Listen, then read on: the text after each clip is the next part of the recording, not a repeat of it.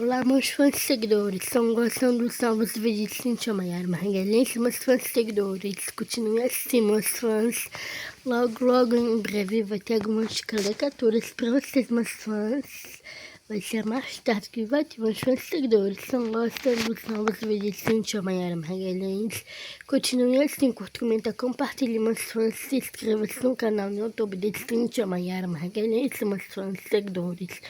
Continue assim, logo em breve eu vou ter algumas lives para vocês, meus fãs e seguidores.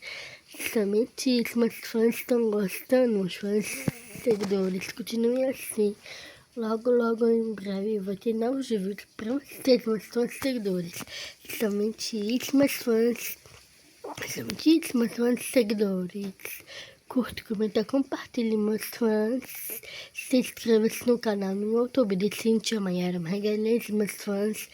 Continue assim, meus fãs. Já sabem, né, meus fãs? Mais tarde vou ter algumas coisas em comum, meus fãs. Somente só para esses vídeos chegar até o cantor Léo Magalhães para Cíntia aqui realizar o sonho de estar ao lado dele, é claro.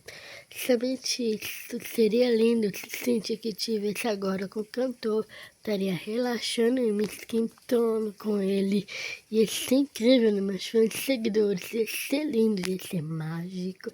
Somente isso, meus fãs, curta, comenta, compartilhe, se inscreva-se no canal no YouTube de Cíntia Maiara Margalense. Sejam todos bem-vindos ao meu canal. Somente isso só. Um beijo, tchau, até o próximo vídeo.